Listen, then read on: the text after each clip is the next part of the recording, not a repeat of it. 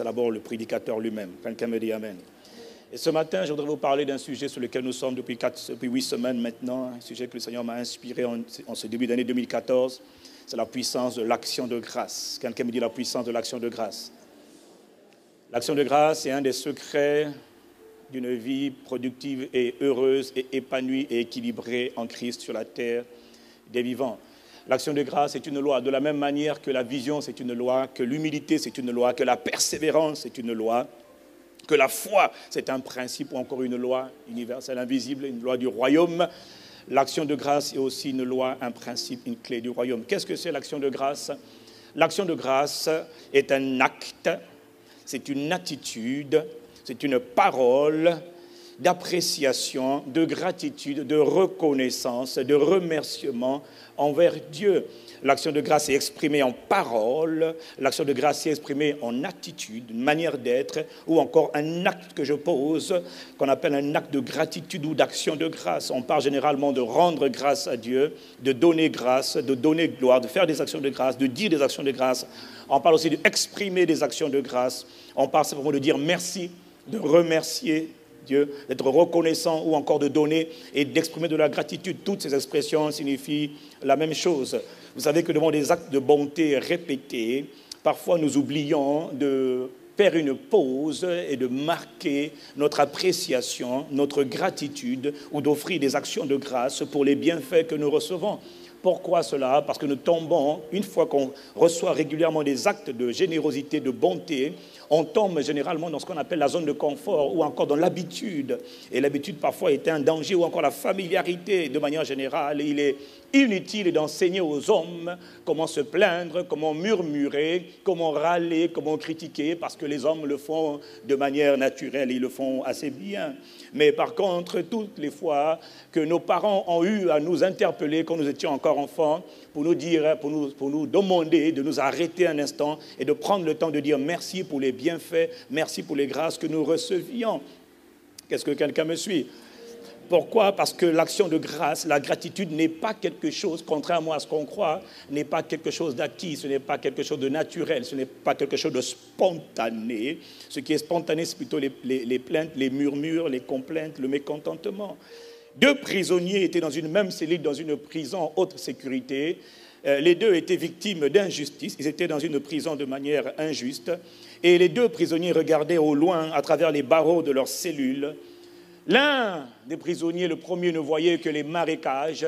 Et à longueur de journée, il voyait les marécages et il râlait et il murmurait, il disait « Qu'est-ce que je fais ici? Je n'ai rien à faire ici, je n'ai rien fait. » Et quand il voyait les marécages, il voyait rien de beau dans la vie, rien de beau. Tout est noir, tout est obscur, tout est difficile, tout est misère. Il était grincheux et pessimiste. L'autre prisonnier, le deuxième prisonnier, à travers les mêmes barreaux de la même cellule, regardait, non pas les marécages, lui, mais il regardait à travers la cellule, il regardait le ciel, il regardait, il contemplait les nuages, il contemplait le ciel, il contemplait les étoiles le matin comme le soir, parce qu'il n'avait rien d'autre à faire. Et pendant qu'il contemplait les étoiles, il marquait une pause, il disait « Oh, merci, merci, quelle merveille, quel chef-d'œuvre, magnifique, waouh, Dieu, tu es magnifique ». Et pourtant, lui aussi, il était injustement accusé, mais il passait son temps à dire « Waouh, merveille, merveilleux, admirable, splendide, formidable, oh, combien Dieu est grand ». Il contemplait la grandeur de Dieu dans une attitude de reconnaissance et de gratitude. Il était optimiste. Quelques années plus tard, le premier est mort en prison, grincheux, plaignard, ronchonnard, tout ce que vous voulez.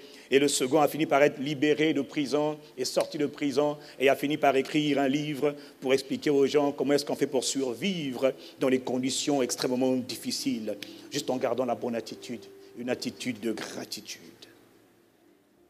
Quelqu'un me dit Amen. L'action de grâce est indispensable. L'action de grâce est un principe. Et vous savez, comme c'est un principe, une loi, les lois en général n'aiment pas qu'on les viole. Les lois aiment à être respectées, elles n'aiment pas qu'on les viole, qu'on les transgresse.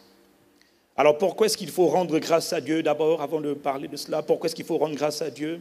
Eh bien c'est simple, bien-aimé, il faut rendre grâce à Dieu parce que c'est un ordre, c'est parce que Dieu l'exige, parce que Dieu l'ordonne. Il faut rendre grâce à Dieu parce que Dieu l'ordonne. Pourquoi Dieu l'ordonne? Parce que tu vas te rendre compte que les actions de grâce, glorifient Dieu. Les actions de grâce honorent Dieu, font plaisir à Dieu. Dans le psaume 50, versets 14, 15, psaume 50, 14 et 15, il est écrit: en sacrifice à Dieu, offre ta reconnaissance. D'autres versions disent: offre tes actions de grâce. En sacrifice à Dieu, offre ta reconnaissance. Accomplis envers le Très-Haut les vœux que tu fais. Alors,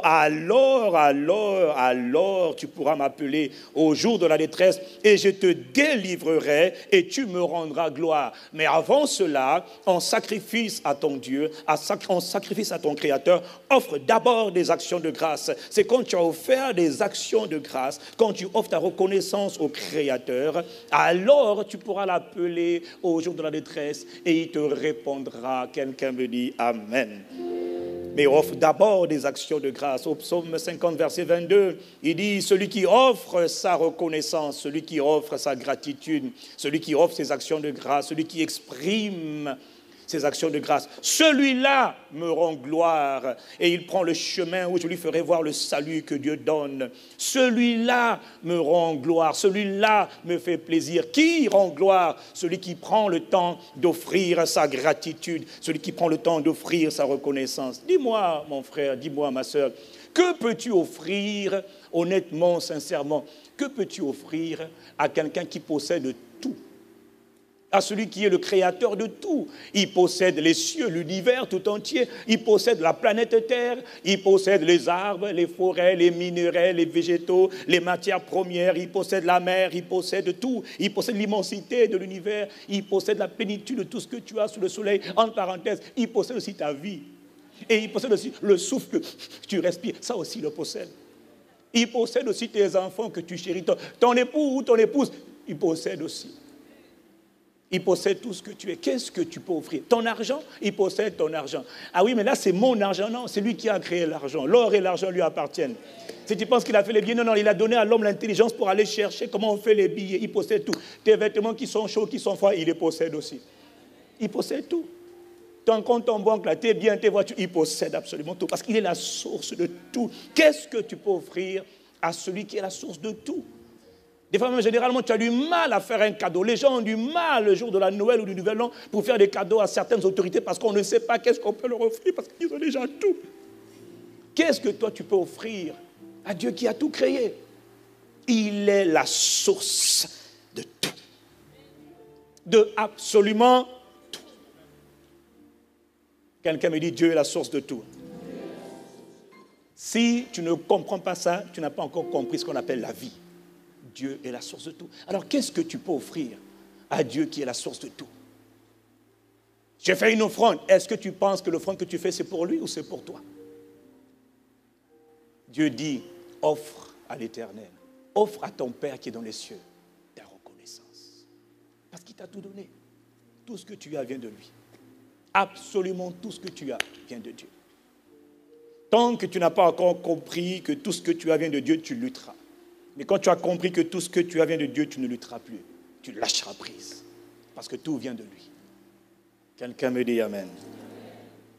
Donc Dieu exige, Dieu ordonne les actions de grâce. Parce que celui qui offre des actions de grâce honore et grand gloire et glorifie Dieu. Et ce n'est pas une option, c'est bien un commandement. C'est bien une instruction qui est ferme. Or, vous savez que toutes les fois que Dieu nous donne une instruction, ce n'est jamais pour son bien à lui. Non, non, non, c'est généralement pour ton bien à toi. Offre à ton Seigneur et à ton Créateur des sacrifices d'action de grâce. Alors je voudrais parler très brièvement, c'est une étude qui est longue, j'ai juste pris quelques morceaux, je voudrais vous parler brièvement de pourquoi, quels sont les bénéfices qui découlent des actions de grâce. Il y a une puissance qui est cachée, l'action de grâce est une loi, il y a une puissance qui est cachée derrière les actions de grâce ou derrière la gratitude. Premièrement, quels sont les bénéfices qui découlent des actions de grâce? Premièrement, les actions de grâce ou encore l'action de grâce ou encore la gratitude nous permet de conserver ce que Dieu nous a donné.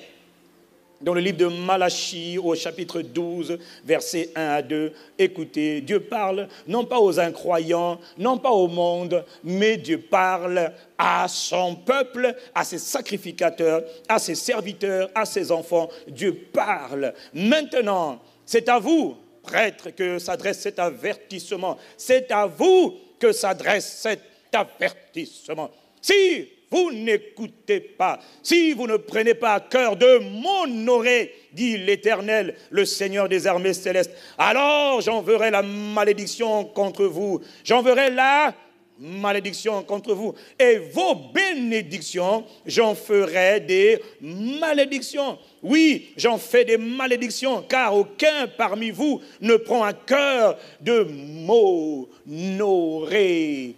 Dieu dit, écoutez mes serviteurs, écoutez mes enfants, écoutez mes servantes. Je vous le dis aujourd'hui, si vous n'écoutez pas, si vous ne prenez pas à cœur de m'honorer, si vous ne prenez pas à cœur de me rendre grâce, si vous ne prenez pas à cœur de me rendre gloire pour tous les bienfaits que vous avez reçus, si vous ne le faites pas, vous avez eu des bienfaits, vous avez eu des faveurs, vous avez eu des grâces, vous avez des privilèges. Vous respirez, vous marchez, vous sentez, vous voyez, vous goûtez, vous touchez. Vous oubliez que tout le monde n'a pas les mêmes capacités. C'est une grâce que de pouvoir parler. C'est une grâce que de pouvoir se mouvoir. C'est une grâce que de se tenir debout. Tu es assis, c'est une grâce. Tu es couché, c'est une grâce. Tu vois, c'est une grâce. Tu entends, c'est une grâce. Tu arrives à sentir, c'est une grâce. Rien n'est acquis. Tout est grâce. Mais écoutez, mon peuple, si vous ne me donnez pas gloire, si vous ne me rendrez pas gloire, alors les bénédictions que vous avez eues, dit le Seigneur, je vais les changer en malédictions. Autrement dit, vous perdrez les bénédictions que vous avez juste parce que vous n'avez pas eu à cœur de me rendre gloire. Toutes les fois que Dieu te donne quelque chose, que tu veux conserver, mon frère, rends grâce. Rends grâce. Combien n'ont pas perdu des faveurs, des opportunités, juste parce qu'ils avaient oublié de dire merci. Juste parce qu'ils avaient oublié de dire merci. L'action de grâce permet de conserver ce que Dieu nous a donné. Je parlais au premier culte de cet évangéliste qu'on appelle David Ring, que j'ai vu aux États-Unis il y a quelques années, qui est né avec une malformation au niveau du cerveau. Je crois que c'est la trisomie 21 qui le touche, quelque chose comme ça. C'est un évangéliste par lequel Dieu gagne beaucoup d'âmes aujourd'hui. Et la première fois que je l'ai vu à la télé, j'avais eu, je me rappelle, un sourire. Je dis, mais ça c'est qui ça? Mais c'était un sourire un peu moqueur. Et quelques minutes après, je pleurais de repentance et d'humiliation devant Dieu. Je disais, hé Seigneur, aie pitié de moi, misère, malheur à moi. Quelle ignorance. Et cet homme était en train de parler à l'assemblée et il expliquait beaucoup de choses. Et parmi les choses qu'il expliquait, il disait, il parlait très difficilement. Vous voyez, parler, c'est une grâce. Et puis, il expliquait que un de ces challenges qu'il avait dans sa vie, il dit, mais moi quand je dois manger, j'ai deux manières de manger. Soit on me nourrit, soit je me nourris moi-même. Il dit, des fois, j'ai envie de me nourrir moi-même parce que j'en ai marre d'avoir quelqu'un pour me servir. Il dit, but by the time, il dit, mais quand je prends la cuillère, je la mets dans l'assiette et je veux porter la cuillère à la bouche. Entre l'instant où je prends la cuillère, je prends la nourriture et l'instant où ça arrive dans la bouche, ma main ne cesse de trembler. Et quand ça arrive au niveau de la bouche, il n'y a plus rien.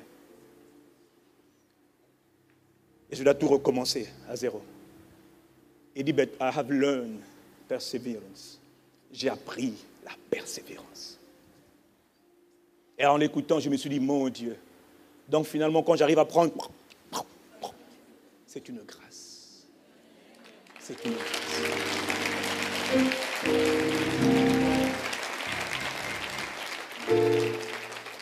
Quelqu'un me dit, tout est grâce. C'est une grâce. Et pourtant, tu considères ça comme étant un acquis. Ce n'est pas un acquis. Jusqu'au jour où tu le perds. L'action de grâce, quels sont les bénéfices qui découlent encore de l'action de grâce? L'action de grâce précède souvent l'intervention de Dieu. L'action de grâce précède l'intervention de Dieu. Vous connaissez le récit d'une histoire tragique, d'une mort tragique d'un homme qu'on appelait Lazare. Jésus, au 4e jour, débarque dans la maison de Lazare, là où il l'a enterré. Et quand Jésus arrive, tout le monde est paniqué, tout le monde se lamente. Oui, si tu étais là, il ne serait pas mort, par ta faute, il est mort. Si tu avais été là, il ne serait pas mort. Alors Jésus dit, où l'avez-vous enterré? Mais il est là. Il dit, ok, emmenez-moi. Et devant la grotte, là, tout le monde est en train de pleurer. Les uns se lamentent, les autres disent, mais qu'est-ce qu'il va faire? Il y a du bruit, du vacarme entre les pleurs, les lamentations, la douleur des familles, la douleur des parents. Dans cette situation de deuil, cette situation de drame, de tragédie, où tout le monde a mal, Jésus doit faire quelque chose. Il doit faire quelque chose pour montrer qu'il est le Christ, pour montrer qu'il est la parole faite chair, pour montrer qu'il est les clés du séjour des morts. Mais il doit faire quelque chose. Alors on s'attend à ce que Jésus parle. Lazare sort, et c'est effectivement ce qu'il va faire. Mais avant de parler aux circonstances, de parler aux montagnes, de parler aux problèmes, de parler aux épreuves, il fait une chose qui dépasse l'entendement des hommes. Il lève les mains et dit, Père, je te rends grâce. Père, je te rends grâce de ce que tu m'as exaucé. Je te rends grâce de ce que tu m'as exaucé. Mais j'ai parlé à cause de la foule qui m'entoure, afin qu'ils croient que c'est bien toi qui m'as envoyé. Mais qu'est-ce qu'il fait? Avant de déclencher un miracle redoutable, avant de prendre autorité face aux situations de la vie, il n'oublie pas une chose, il rend d'abord grâce. Et le fait qu'il ait rendu grâce a déclenché un miracle. Maintenant, il pouvait parler librement aux circonstances. Est-ce que tu sais que des fois tu parles beaucoup pour rien, tu proclames parfois pour rien? Combien de fois on n'a pas pris le temps de prier? Pendant 1 heure on prie au nom de Jésus. Alléluia, nous prions au nom de Jésus, c'est bien. Mais souvent, je me suis rendu compte qu'à la fin, on a oublié de dire merci Seigneur. Prie beaucoup, parle beaucoup, pour rien, parce qu'on a oublié de rendre grâce. Jésus rendit grâce. Et il déclencha la puissance de Dieu. Ce n'est pas la parole d'autorité. Non, le Seigneur m'a dit, c'est le fait qu'il ait juste eu à cœur de rendre grâce. Parce que tu vois, quand tu rends grâce dans les temps difficiles, quand tu rends grâce, quand tu exprimes ta gratitude à Dieu, alors que les choses vont mal, c'est une preuve de foi. C'est une preuve de foi. Ça prouve que je m'attends à toi. Ça prouve que, Seigneur, je te fais confiance. Je ne sais pas comment tu vas faire. Ce n'est pas mon problème. Par où tu vas faire, ce n'est pas mon problème. Quand, je n'en sais rien du tout. Mais je sais une chose, Seigneur, tôt ou tard, tu te manifesteras. Je verrai ta gloire. Je te verrai à l'œuvre. Comment? Je ne sais pas. Mais mon âme bénit l'Éternel. Je n'oublie aucun de tes bienfaits. Je sais que tu vas agir dans cette situation-là. Oh, tu vas te manifester. Mais dis-moi, quand tu dis ça au Père, même s'il rechignait à faire quelque chose, il est obligé de faire parce qu'il voit que ton cœur a confiance en lui. Or, sans la foi, il est impossible de lui être agréable. Quelqu'un me dit Amen. Tu vois, donc, quand tu exprimes ton action de grâce, qu'est-ce que tu es en train de faire? Tu es en train de montrer que tu as confiance en lui. Je sais que tu vas faire. Comment? Je n'ai aucune idée. Où? Je ne sais pas. Quand? Je n'en sais rien. Mais je te dis merci. Je te donne ma gratitude. Une des plus grandes erreurs que tu puisses commettre, c'est de rendre grâce à Dieu quand tout va bien seulement. Et d'oublier de rendre grâce à Dieu quand les choses ne vont pas comme tu le veux. C'est un piège. C'est une grosse erreur. Tu te plantes. Il faut rendre grâce à Dieu en tout temps. On va le voir dans quelques instants. Quelqu'un me dit Amen et je continue. L'action de grâce précède l'intervention de Dieu. Toutes les fois que tu veux voir Dieu intervenir, ne dis pas à Dieu, oh Seigneur, agis, agis, agis, agis, agis. Mais ça veut dire quoi agis? Oh Dieu, agis, agis, agis. Mais moi tu me dis, Yves, agis. Moi je te regarde. D'ailleurs, si tu regardes bien, tu dis agis là, il n'a rien fait. Parce qu'il faut le mot de passe. Le mot de passe, je te rends grâce de ce que tu interviens. Je te rends grâce de ce que tu me secours. Je te rends grâce de ce que tu es présent. Je te rends grâce. En fait, quand tu comprends la puissance de l'action de grâce, tes prières changent. Pour demander quelque chose, est-ce que tu vois, il y a une demande indirecte. Au lieu de dire, donne-moi, tu dis, je te rends grâce pour les provisions. Je te rends grâce parce que tu me donnes. Je te rends grâce, je te remercie. Mais là, il n'a pas le choix, il doit donner ses codés. Quelqu'un me dit Amen. Ah, quelqu'un me dit Amen. Qui a envie d'avoir un commandeur, un mendiant? Il a dit entrer dans ses portes avec un cœur reconnaissant, avec de la gratitude. On approche les portes du palais, pas encore la cour, les portes du palais. Il y en a qui viennent au niveau du palais royal divin. Ils violent le protocole et disent, oh Dieu, moi, oh Jésus. Oh. Dieu dit, oui, mais puis le garde, l'ange de l'Éternel qui est là, il dit, mon fils, tu violes le protocole. Ici, il y a une règle. Oh Seigneur, entends ma souffrance. Il dit, oui, mais il y a une règle. Tu es au niveau du portail. Les gars disent, vous ne passez pas. Seigneur, ne m'entends-tu pas? Il dit, on t'entend, mais tu ne passes pas. Donne d'abord la reconnaissance. Donne la reconnaissance. Entrez dans ces portes avec un cœur reconnaissant. Maintenant, quand tu rentres dans les pavillons de la cour extérieure, rentre avec des louanges. L'Éternel est bon. L'Éternel est bon. Là, c'est dans la cour. Tu n'as pas encore... Oh, laisse... je ferme la parenthèse. Quelqu'un me dit Amen. Dis à ton voisin, rends grâce à Dieu. Rendez grâce, offrez à Dieu votre gratitude. Quand ça ne va pas, dans ta gratitude. L'action de grâce permet de multiplier ce que tu as. Oh, quels sont les bénéfices de l'action de grâce?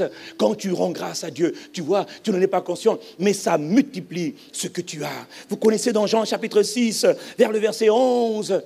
On parle de la foule qui est rassemblée après avoir écouté les enseignements du Seigneur toute la journée. Le soir, la foule est fatiguée. Alors les disciples disent, mais Seigneur, il faut renvoyer la foule parce que nous n'avons pas de quoi les nourrir. Ils sont depuis le matin, ils sont fatigués, ils ont entendu la parole. Alors Jésus leur demande, mais qu'avez-vous? Il dit, nous n'avons que 5 pains et 2 poissons. Le que, là, veut dire que c'est peu au regard de tous les besoins. Toi aussi, mon frère, toi aussi, ma soeur, bien souvent dans la vie, tu n'as que peu à un instant bien donné. Au regard des besoins multiples que tu as, tu n'as que peu. Quelqu'un me dit peu. Mais justement, n'oublie pas une chose, quand Dieu veut faire quelque chose, il ne commence jamais grand, il commence toujours petit. Quelqu'un me dit Amen, voyons. Nous n'avons que 5 pains et 2 poissons. Alors le Seigneur leur dit, écoutez-moi, écoute mon frère, écoute ma soeur, faites-les asseoir. Et toi tu penses, il va dire, nous te prions, nous te supplions, oh Dieu, agis, Seigneur, interviens, on va mourir, Seigneur, comment on va faire, Seigneur, oh, Seigneur. On est foutu. Oh Seigneur, secours-nous. Seigneur, là, c'est grave, Seigneur, le salaire est trop bas. Seigneur, mais là, les huissiers, ça on fait comment là? Seigneur, interviens, agis, au nom de Jésus. Il ne panique pas. Il dit, calmez-vous, faites-les asseoir. Quelqu'un me dit Amen. Et pendant que toi, tu commences à multiplier les katas, les prises de karaté, de judo spirituel, au nom de Jésus, Satan, esprit de famine. Non, il n'y a rien là-bas. Il n'est pas là-bas. Il n'a pas de pouvoir. Mais il y a quelque chose qui peut déclencher la puissance de Dieu, le miraculeux. La Bible dit, verset 11, Jésus prit le pain. Donc il prit le peu. Quelqu'un me dit le peu. Quelqu'un me dit le peu. Il prit le pain, et il rendit grâce. Ah, Mantaya Rabba. Il rendit grâce. Et curieusement, bizarrement, miraculeusement, juste après qu'il ait rendu grâce, c'est curieux. Là où il y avait 5 pains, il y a une multitude de pains. 5000 hommes, sans compter les femmes et les enfants, qui étaient encore plus nombreux. Les 5 pains et 2 poissons ont été multipliés. Comment? Il a rendu grâce. Frère, je suis venu te dire ce matin que toutes les fois qu'il y a peu, ne te plains pas. Ne te lamente pas. Ne soupire pas, ne cherche pas, au nom de Jésus, quelle prière faire? Éternel Dieu, mon secours. Non, dis seulement Seigneur, je te rends grâce de ce que tu multiplies le peu qu'il y a. Quelqu'un me dit Amen. Dis à ton voisin, rends grâce à Dieu. L'Église primitive, l'Église du premier siècle a connu beaucoup de souffrances, de persécutions, de tribulations, d'adversités, d'épreuves. Tu vois, ils étaient tellement persécutés que, vous savez que parfois quand on est persécuté, quand on est accusé injustement, quand on souffre, souvent, de manière naturelle, on a tendance à oublier de rendre grâce. C'est là le piège, parce que ça va mal. Qu'est-ce qui se passe? Gars, ça va mal. C'est la gaga, la galère, gars. C'est dur, mon gars. Tu comprends, gars? J'en peux plus, mon gars. Je souffre, gars. Oh, tu vas à l'église, oh, gars, pourquoi? À quoi bon? Pour faire rester là. J'ai même pas l'argent pour le bus, pour le transport, gars. C'est la gaga. Tu vois? Alors, le Saint-Esprit, voyant les choses venir, voyant que le peuple est persécuté, le Saint-Esprit dit à Paul, Paul, lève-toi, prends un stylo, écris aux églises de Philippe, écris à Thessaloniciens, écris aux Éphésiens, écris aux Colossiens, écris. Dans l'heure des instructions, attention, il ne faut pas que la situation qu'ils traversent impacte, il ne faut pas qu'ils violent, il ne faut pas qu'ils transgressent la loi. Les lois ne les transgressent pas. Ils doivent continuer à rendre grâce à Dieu, parce qu'il y a une puissance qui est cachée derrière le fait de rendre grâce à Dieu. Alors il dit, 1 Thessaloniciens chapitre 5, verset 18, il dit, Paul, dis-leur. Et Paul leur dit, avec plaisir, chef, avec plaisir, rendez grâce en toutes choses. Paul dit, rendez grâce. Et en parenthèse, celui qui vous parle, mon ami Paul, ça c'est mon ami Paul. Celui qui vous parle, il vous écrit généralement de la prison. Ce n'est pas quelqu'un qui est dans une île des Bahamas ou au Baléares, en train de siroter du jus soda, je ne sais pas quoi. Non, c'est quelqu'un qui est en prison. Remerciez Dieu. Rendez grâce à Dieu. Exprimez à Dieu votre reconnaissance, dit l'apôtre Paul. Car c'est à votre égard la volonté de Dieu. C'est ça qui fait plaisir à Dieu. En toute, rendez grâce. Soyez reconnaissants. Dites à Dieu merci. Dites à Dieu en toute, pas dans certaines situations. Non, en toutes choses, rendez grâce. Et dans Colossiens chapitre 3, verset 17, il leur dit encore, le même Saint-Esprit nous parle par la main de Paul, il dit, et quoi que vous fassiez, en parole ou en œuvre, quelles que soient les paroles que tu dis, quels que soient les actes que tu poses, quel que soit ce que tu fais, fais tout au nom du Seigneur Jésus. Mais n'oublie pas une chose, tu dois rendre par lui des actions tu dois exprimer de la gratitude. Quel que soit ce que tu fais, il dit, exprime de la gratitude. Exprime de la... Dans Philippiens chapitre 4, au verset 8, je crois, il est écrit, ne vous inquiétez de... Dis, je refuse de m'inquiéter. Non, dis encore, je refuse de m'inquiéter. Je refuse de m'inquiéter. Là, tu viens d'obéir à la parole de Dieu. Quand tu t'inquiètes, comment je fais? Là, tu transgresses la parole de Dieu. Mais quand tu dis, je refuse de m'inquiéter, je refuse d'avoir peur, je te rejette. Je refuse. Il dit, ne vous inquiétez de rien, mais en toutes choses. Quelqu'un me dit en toutes choses. Faites connaître vos besoins à Dieu par des prières et des... Mais n'oubliez pas que vos prières et vos supplications doivent être saupoudrées, accompagnées, mélangées comme de la mayonnaise avec ce qu'on appelle des actions de grâce, avec de la gratitude. Ne priez pas pour prier, ne priez pas pour prier. Oh, on prie beaucoup pour rien. On a fait, pasteur, on a fait veille de prière, de minuit jusqu'à 6 heures du matin. Tous les karatés qu'on connaît là. Au nom de Jésus. Naburoko Shat. Quand tu leur dis, avez-vous pris le temps, à la fin de votre prière, de dire, Père, nous te rendons grâce de ce que tu nous as exaucé. La plupart du temps, les gens prient, mais ils oublient de dire, Père, merci. Tu nous as rassemblés ce soir, nous voulons te dire merci. Tu as entendu nos supplications, nous voulons te dire, nous ne savons pas comment tu vas faire, mais nous voulons te dire merci. Parce que Père, tu nous as exaucés. Oh, quelqu'un me dit amen. Oh, quelqu'un me dit amen.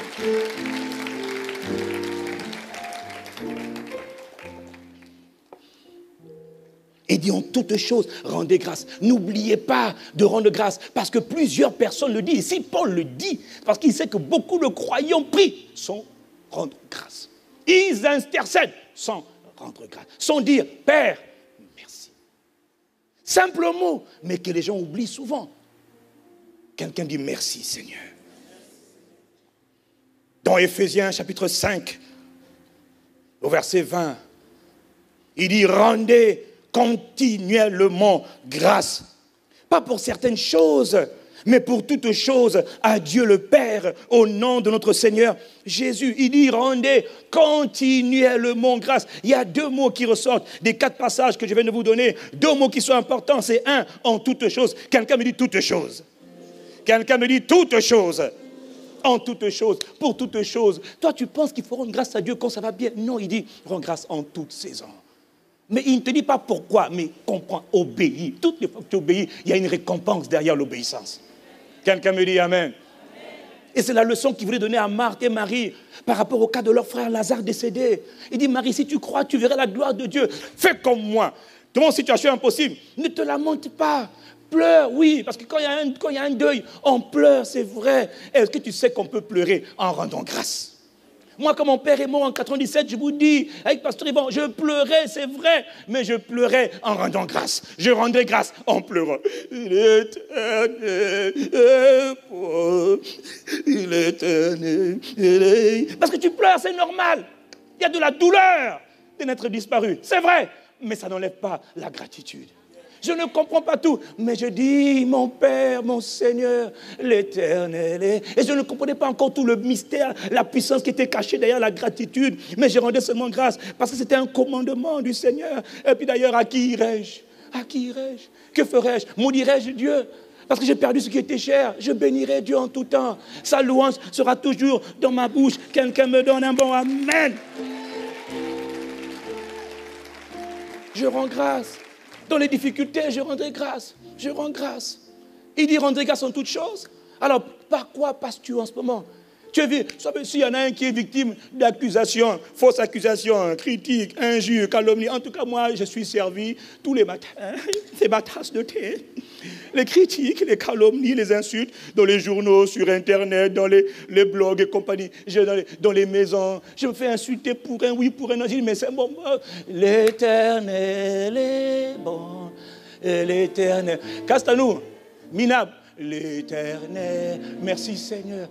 Oh, c'est un voleur. Je te loue, mon Père, mon Seigneur, l'Éternel. Je te dis merci, je te rends grâce. Quand tu parles de la bonté de Dieu, c'est une manière de dire merci. Quelqu'un me dit amen. Il dit donc, quand tu es victime d'accusation, ne te demande pas de dire, oh, mais regardez encore moi, je suis victime d'accusation. On écrit sur Facebook, oh Dieu, pourquoi moi? Ça, ce sont les gens qui ne sont pas remplis de l'esprit. Ceux qui sont remplis de l'esprit, rendent grâce. Est-ce que quelqu'un me suit? On t'a accusé, tu dis merci Seigneur.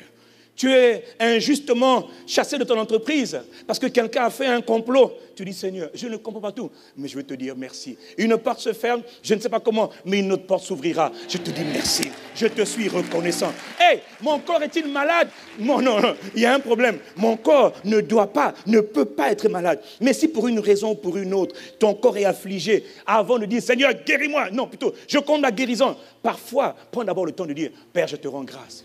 Parce que Jésus a porté mes maladies à la croix. Il s'est chargé de mes douleurs, de mes souffrances, de mes infirmités. Je ne peux pas être infirme. Père, je te rends grâce de ce que je ne peux pas être... Pourtant, tu souffles dans ton corps, là, tu vois. Tu dis, Père, je te rends grâce. Je ne peux pas être infirme parce que Christ a pris mes infirmités sur la croix du calvaire. Père, je te rends grâce pour le sang versé par Christ, par Jésus à la croix, pour me donner totalement la guérison. Je te rends grâce de ce que je suis guéri. Ne dis pas, Seigneur, guéris-moi, oh, guéris-moi. Sinon, je ne peux pas te servir. Guéris-moi, oh Dieu, sauve-moi. Sinon... Si je suis malade, qui te servira? Mais ne dis pas ça. Dis, Père, je te rends grâce de ce que tu me guéris. Est-ce que quelqu'un peut me dire amen ici?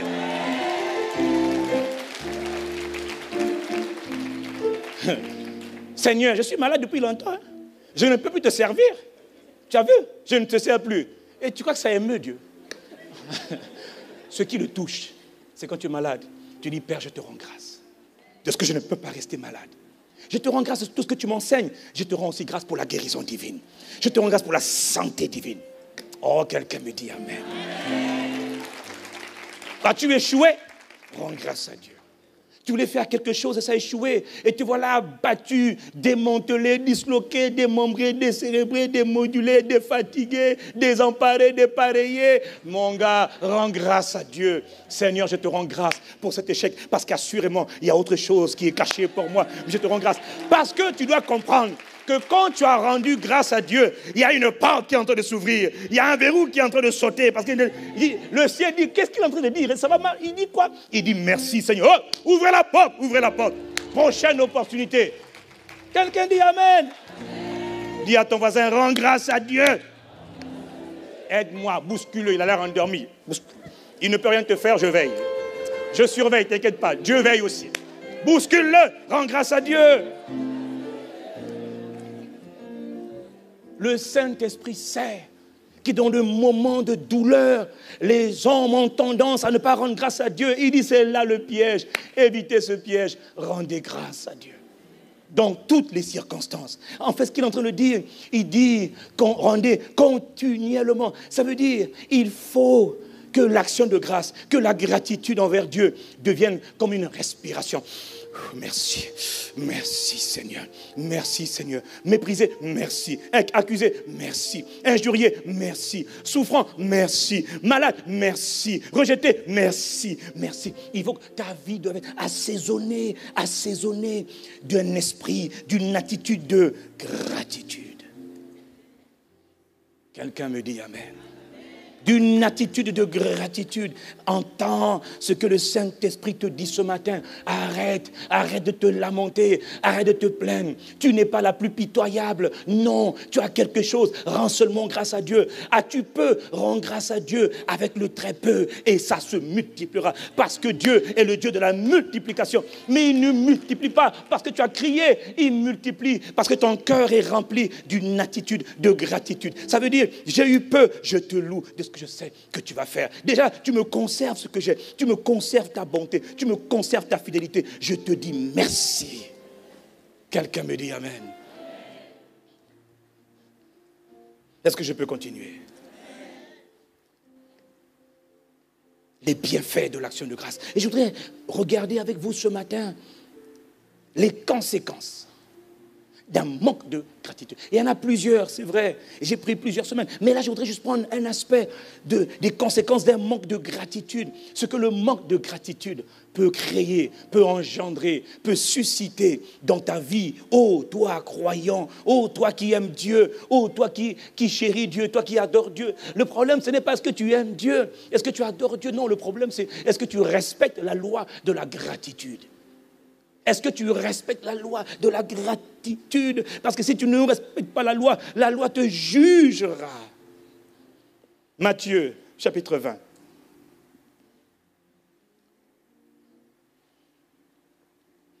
À partir du verset 1 à 16. Le Seigneur nous parle d'une parabole. Or, vous savez que les paraboles ont pour vocation de révéler, de montrer les secrets, les mystères qui sont cachés derrière le royaume des cieux. Il montre les réalités du royaume des cieux. Donc, cette parabole que le Seigneur nous donne a pour but d'illustrer une réalité, un fonctionnement, un principe du royaume dont le Dieu et notre Père est le roi. Il dit, car le royaume des cieux est semblable à un maître de maison qui sortit dès le matin afin de louer des ouvriers pour sa vigne. Il convint avec eux de 1 denier par jour. Quelqu'un me dit 1 denier. 1 denier par jour. Et il les envoya à sa vigne. Il sortit vers la 3e heure. Donc, attention, le maître sortit d'abord à 6 heures du matin. Il prend des ouvriers, il loue des ouvriers et il convainc avec eux de 1 denier à 6 heures du matin. Ensuite, il sortit vers la 3e heure, donc 9 heures du matin. Et il en vit d'autres qui étaient sur la place sans rien faire. Il leur dit, verset 4, il leur dit, allez aussi à ma vigne et je vous donnerai ce qui est raisonnable. Et ils y allèrent. Verset 5. Il sortit de nouveau vers la 6e heure et vers la 9e heure, c'est-à-dire vers midi et 15 heures. Et il fit de même, étant sorti encore vers la 11e heure, donc à 17 heures. Il en trouva d'autres qui étaient sur la place et il leur dit, pourquoi vous tenez-vous ici toute la journée sans rien faire? Ils lui répondirent, mais c'est que personne ne nous a loués. Alors il leur dit, allez à ma vigne, vous aussi, allez, circulez, leur dit-il. Ça, c'est moi qui ajoute. Quand le soir fut venu, le maître de la vigne dit à son intendant ou encore son gestionnaire, appelle les ouvriers et paie-leur leur salaire.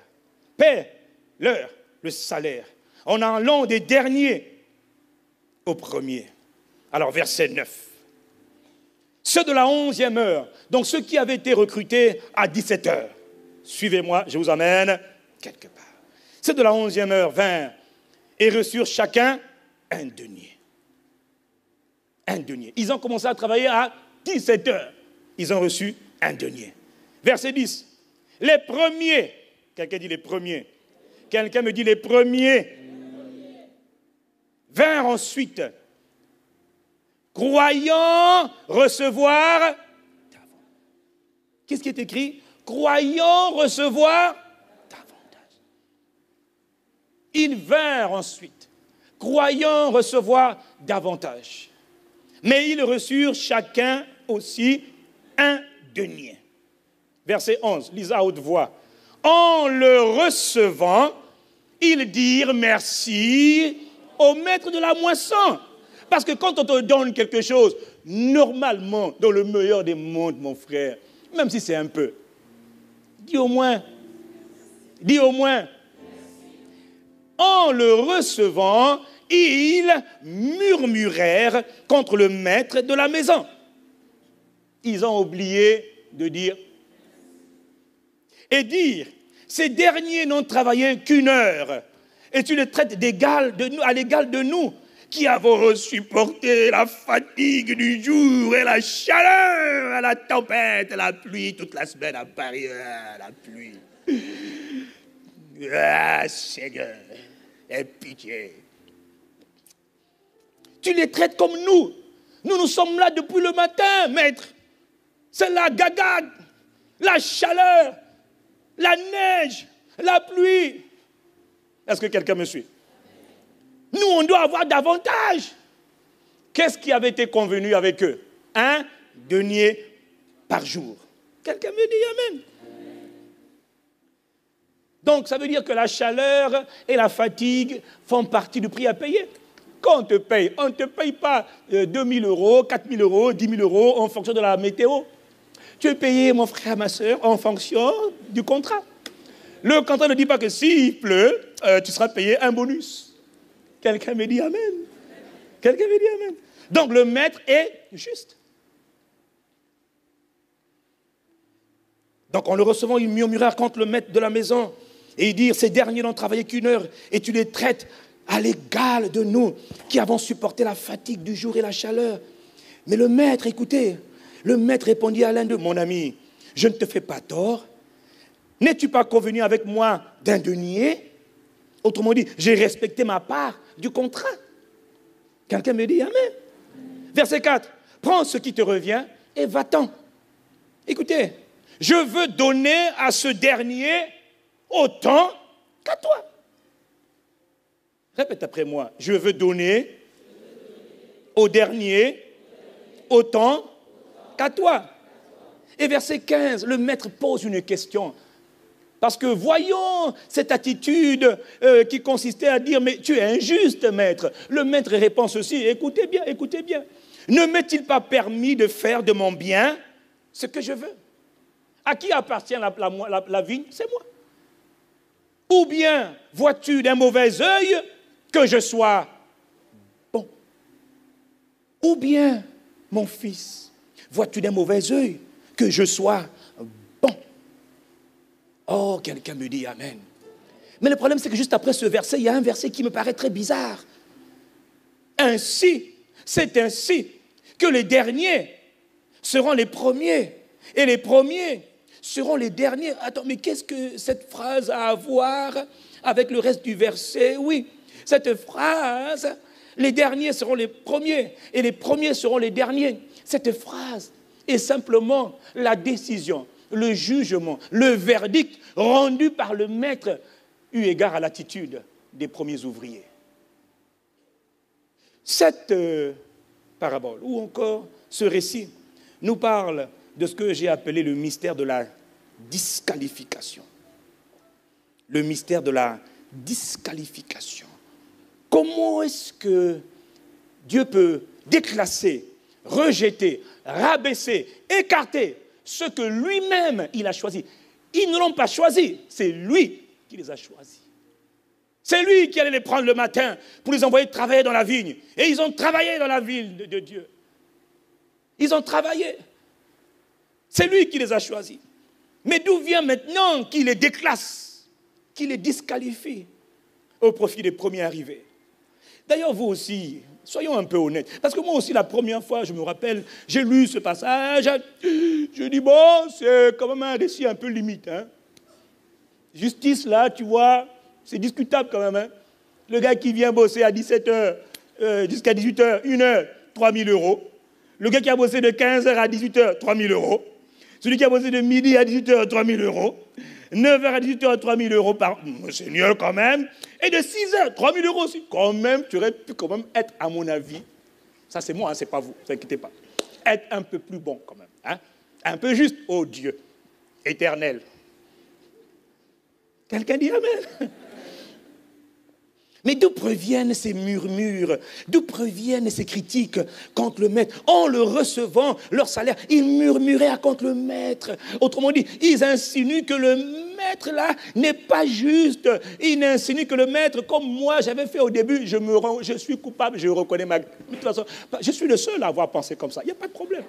Toi, tu es trop bien, tes pensées sont pures. Quelqu'un me dit Amen. Mais alors, et puis le Seigneur a commencé à me dire, d'où vient ce sentiment que tu mérites plus que les autres?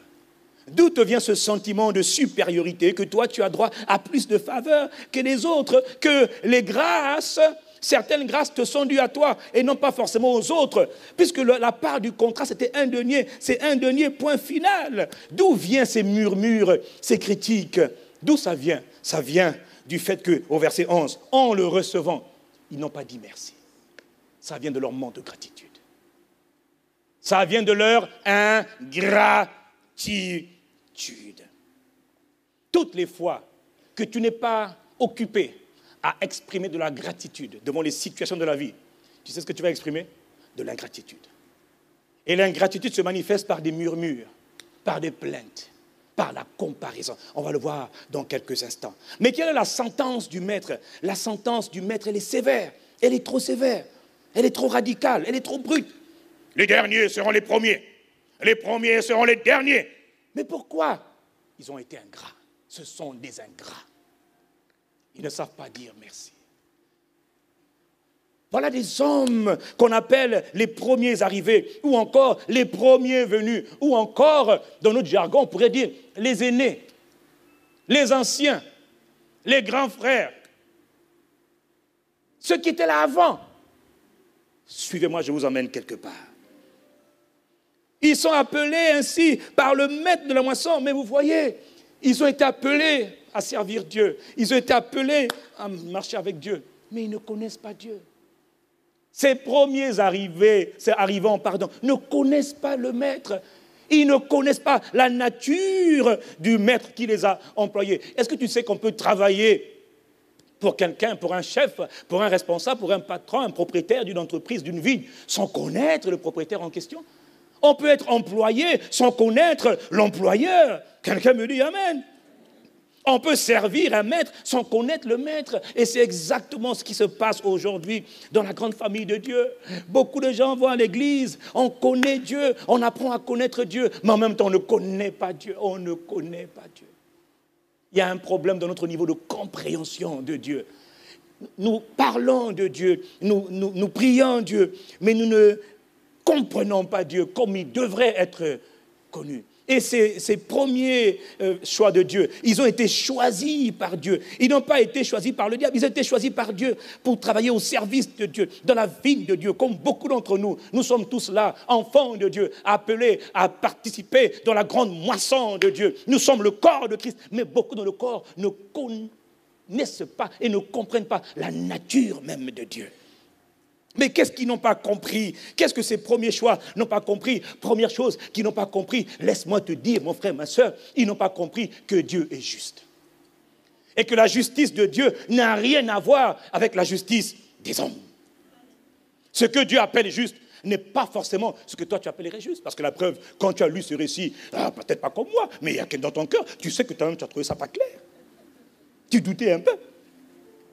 Mais qu'est-ce qu'ils n'ont pas compris? Ils n'ont pas compris une chose qui est profonde, qui est très importante. Ah, mes amis, ils n'ont pas compris que Dieu est souverain. Que Dieu est souverain. Quelqu'un me dit, Dieu est souverain. Il est souverain. Il fait ce qu'il veut. Il fait ce qu'il veut, quand il veut. Et la bonne nouvelle, c'est que Dieu, quand il décide de visiter ton voisin ou ta voisine, il décide de visiter quelqu'un, il ne te demande pas ton opinion. Il n'en a rien à faire de ton avis. Quelqu'un me dit un bon amen. Quand Dieu décide de sauver quelqu'un, il ne te consulte pas, parce que toi tu dirais, mais maître Seigneur, elle arrivait à l'église commençait à 11h30, elle arrivait à midi. Non Seigneur, moi si j'étais toi, je ne bénirais pas. C'est un choix, c'est mon avis, c'est mon avis. En plus, vu son vêtement là, c'est pas clair Seigneur. Retiens ta main, ô Éternel. Ne bénis pas, ô Dieu. Dieu est... Répétez-le, Dieu est souverain. Il n'a pas de compte à rendre à qui que ce soit. Et tu vois, ces ouvriers qui servent Dieu dans la moisson de Dieu ne comprennent pas que Dieu est souverain. Ils ne comprennent pas que Dieu est un roi. Il est le roi de tout l'univers. Il a créé Mars, il a créé la Terre, la Lune, Saturne, Jupiter, Uranus, Neptune. Il a créé l'immense voie lactée qui contient plus de 200 milliards d'étoiles, dont notre Soleil et son système solaire. Il a créé des milliards et des trilliards et des milliards et des billiards, des milliards, de milliards, de milliards de galaxies. Et dans cette immensité, la Terre n'est qu'une poussière. Et nous ne sommes que poussière. Il est souverain, il fait ce qu'il veut, il fait comme il veut, comme il entend. Quelqu'un me dit Amen. As-tu un conseil à lui donner? Veux-tu parler avec lui? As-tu des idées à suggérer à Dieu? Dieu, moi je crois que la manière dont tu sauves là, franchement, elle n'est pas bonne. Quelqu'un me dit Amen. Si tu te fâches, quel tort lui fais-tu? Seigneur, je ne prie pas. Quel tort lui fais-tu? Non, je ne donne pas. Qu'est-ce que ça fait au Père? Quelqu'un me dit, aïe. Il est souverain. Il n'a pas de compte à te rendre. Quelqu'un me dit un bon amen.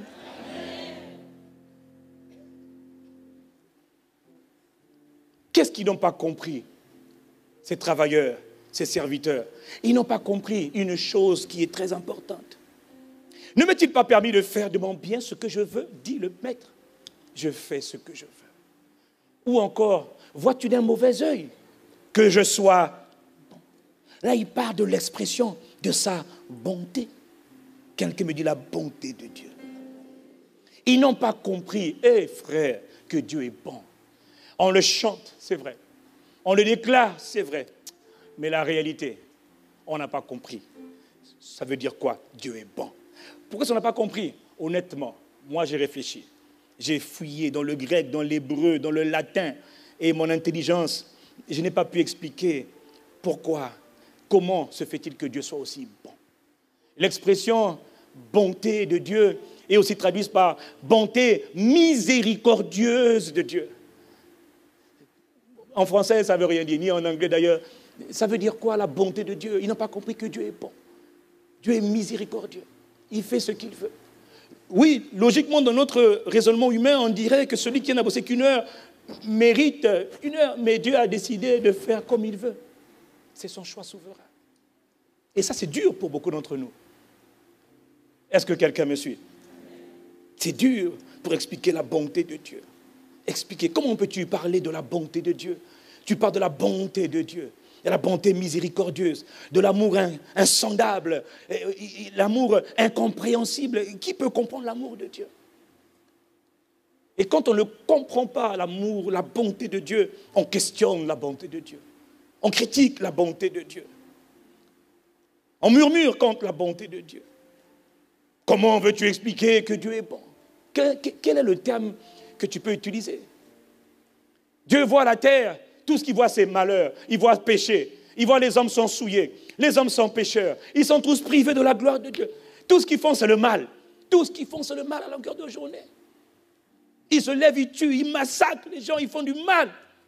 Et Dieu dit, je vois, mais je les aime tellement que je vais donner ma plus belle offrande, mon plus grand sacrifice. Il donne ce qu'il a de plus cher pour sauver ce qu'il y a de plus pourri, de plus abject, de plus méchant. Logiquement, mon frère, si tu as un seul enfant que tu as mis des années à avoir, ça a été dur pour toi. Dieu te dit, sacrifie ton enfant.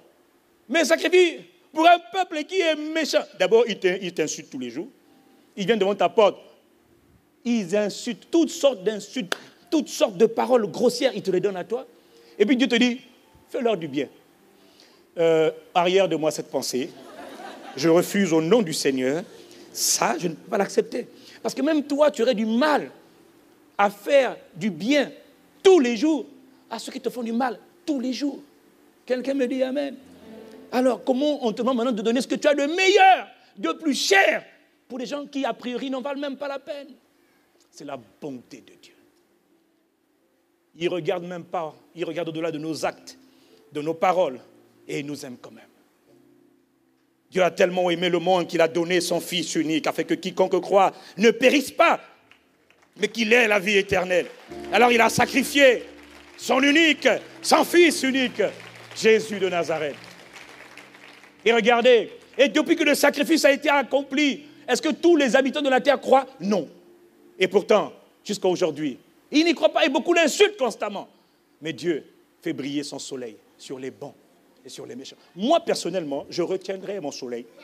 Je mettrai le soleil qui est seulement... Ça, c'est moi. Ça, toi, tu es bien, c'est vrai. Ça, c'est moi.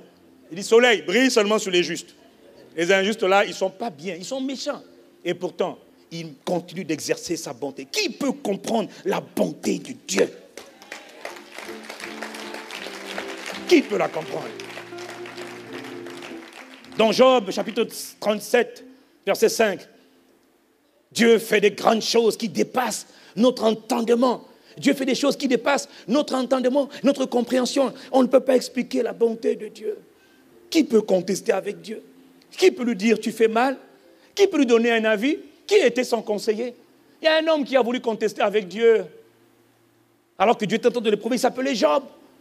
Et quand Dieu lui apparaît, Dieu dit, mais toi là qui parles là, qui est celui qui obscurcit mes desseins par des paroles sans intelligence? Parle, je t'interrogerai, toi, ô humain. Et Dieu lui dit, où étais-tu quand je fondais la terre? C'est-à-dire que, oui, dis-moi si tu as de l'intelligence, où étais-tu? Est-ce que tu sais pourquoi tes vêtements sont chauds?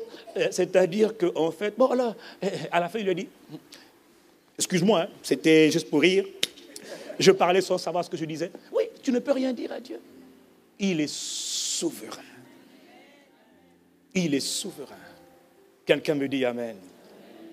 En murmurant et en critiquant ainsi le Maître, donc Dieu, ils ont murmuré et critiqué la bonté de Dieu, la miséricorde de Dieu et la souveraineté de Dieu.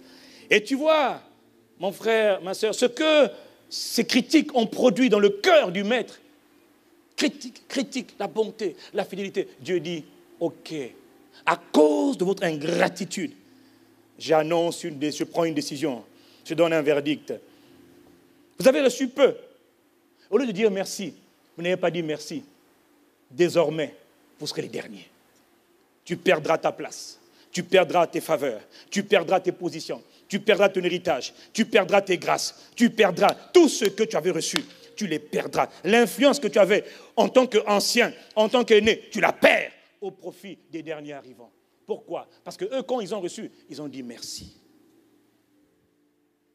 Quelqu'un me dit Amen. Alors mon frère, toi aussi, est-ce que tu te comportes comme ces premiers choix, comme ces aînés, ces anciens qui sont arrivés? Parce que tu vois, le problème de l'ingratitude, c'est que l'ingratitude génère autre chose, dévastateur. L'ingratitude génère un autre état d'esprit qu'on appelle la comparaison. La comparaison. Quelqu'un me dit la comparaison. Quelqu'un me dit la comparaison. Oh, l'esprit de comparaison fait des ravages dans l'Église et dans le monde aujourd'hui. L'esprit de comparaison. Ils reçoivent, ils sont mécontents. Ils murmurent, ils critiquent, ils se plaignent, ils sont mécontents. Pourquoi? Parce qu'ils comparent. J'ai un salaire. Ils comparent avec ceux qui étaient là avant lui et après lui. Ils comparent son salaire. Il compare ses avoirs, il compare ses grâces, il compare sa position, il compare ses atouts, il compare ses possessions avec ceux des autres. Comparaison. L'esprit de comparaison est un esprit d'ingratitude. Mais Seigneur, pourquoi est-ce que cette jeune sœur qui est là, c'est ma petite sœur, elle est moins âgée que moi, Seigneur. Pourquoi est-ce qu'elle se marie à peine d'arriver? Seigneur, oh Dieu! Pourquoi elle est plus jeune que moi? Moi, j'approche la quarantaine. Elle est encore dans la vingtaine, elle se marie, Seigneur. Mais nous alors, que ferons-nous? Oh Dieu, aie pitié de moi. Il n'entend pas cette prière. Parce que les motifs même, les motivations de la prière, c'est la comparaison. C'est de l'ingratitude. Quelqu'un me dit Amen. Mais pourquoi mon petit frère, c'est mon petit, je l'appelle petit depuis qu'il est né, petit. Mais le petit, maintenant, a un salaire plus élevé que le grand frère. Maintenant, le grand frère regarde le petit. Petit, tu gagnes combien? Ah, mais petit, mais enfin, petit, un peu de respect pour le grand frère quand même. Mon fils, ton père a gagné sa vie pendant 40 ans. Il gagnait 2000 et toi, maintenant, tu gagnes 4000. Mais enfin, mon fils, c'est pas normal cette affaire. Oh Dieu, quelle injustice. Comparaison. Il y en a des qui ont le salaire, surtout en Afrique là-bas, on dit ce salaire de misère, c'est le mot de trop. Il faut dire, il y a des gens quand ils sont recrutés de la fonction, on les appelle les fonctionnaires. Et les fonctionnaires sont connus pour avoir des salaires pas forcément terribles. Alors ils disent, ce salaire de misère là, maudit salaire, tu viens d'insulter celui qui est à la source de cette provision, c'est Dieu. C'est et tu appelles ça salaire de misère. Il fallait dire, ce salaire, merci pour ce salaire, je te rends grâce. Ce n'est pas suffisant pour couvrir toutes mes charges, mais je te suis reconnaissant de ce que c'est suffisant, parce que tu es le Dieu de la multiplication. Père, merci, mon âme te bénit, je te célèbre. Mais toi, tu as dit, salaire de misère. Le mot misère est en trop. Quelqu'un me dit Amen. Alors tu compares ton salaire avec les salaires des autres, tu compares ta position. Et moi je vois des choses absurdes. Il y en a qui comparent le voiture. Ah, moi j'ai une double Hammer. Non, moi j'ai une Hammer. Ouh là là, ma soeur a acheté une Hammer. Pourquoi moi je dois avoir une double Hammer? Parce que c'est pas normal. Elle a acheté une maison, je dois avoir 2 maisons. C'est la compétition farouche. Hein? Attention, c'est la lutte de la compétition. C'est de l'ingratitude. Pasteur, mais qu'est-ce qu'elle a de plus que moi? Moi, je suis docteur. Hein, je suis docteur honoris, docteur en informatique. Toi, tu es ingénieur en informatique. Tu as un salaire plus élevé que moi. Seigneur, ce n'est pas juste. Pourquoi lui? Pourquoi pas moi? Et pourquoi pas? Vois-tu des mauvais œils que Dieu soit bon? Quelqu'un me dit Amen. De la comparaison. L'esprit de comparaison est en train de détruire les vies. Et dans les foyers, à l'intérieur d'une même maison, monsieur et madame, ah là là, madame est cadre, monsieur est technicien supérieur, madame est cadre, madame a un salaire plus élevé que monsieur, mais monsieur le vit très mal, parce que monsieur ne comprend pas pourquoi sa femme a plus de faveur que lui. C'est quoi ton problème? Alors le mari commence à dire, oh Dieu, dans ta bienveillance, miséricorde et pitié de moi, selon ta grande bienveillance, délivre-moi de cette situation d'opprobre. Oh, tu as dit que tu ôteras l'opprobre de moi. Tout ce que tu es en train de dire, c'est faux.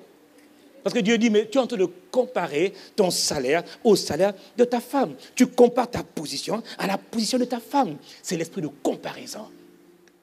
Mais je connais des hommes, ça j'en connais, qui disent, Seigneur, délivre-moi de cette situation. Mes beaux-parents, Seigneur, mes beaux-parents, oh, mes beaux-parents, ils m'insultent, ils disent que je l'ai épousé à cause de sa situation. Ok, ça c'est pas ton cas, mais il y en a qui vivent ça. Les parents accusent le mari. Ils disent, il profite de notre fille. Notre fille gagne 4 000 euros, lui il ne gagne que 1 000 euros. Alors la totalité, ça fait 5 000 euros. Notre fille apporte le 4/5 du salaire. Ce monsieur est un profito situationniste. un profiteur. Et quand tu vas dans la belle famille, la femme est assise dans le fauteuil. Mais toi, chef de famille, on te fait asseoir dans un petit banc. Oh Dieu, aide-moi. Oh Dieu. Dieu n'entend pas cette prière. La prière est faite sur la base des motivations impures. Quelqu'un me dit amen. Pourquoi? Parce que tu compares. Pourquoi ne te réjouis-tu pas de ce que tu as? Pourquoi ne pas bénir Dieu pour le peu et rendre grâce pour la multiplication qui va venir tôt ou tard, d'une manière? Quelqu'un me dit amen. Mais toi, tu critiques. Et vous voyez, l'esprit de comparaison a gangréné l'église. Tu vois, parfois, les gens sont là et disent, mais ce Ivan Castadoula. Moi, c'est Yves, c'est pas moi. Moi, lui, il est là-bas, moi, je suis Yves. Nous, on est petits, misérables, on est effacés, il n'y a pas ni problème.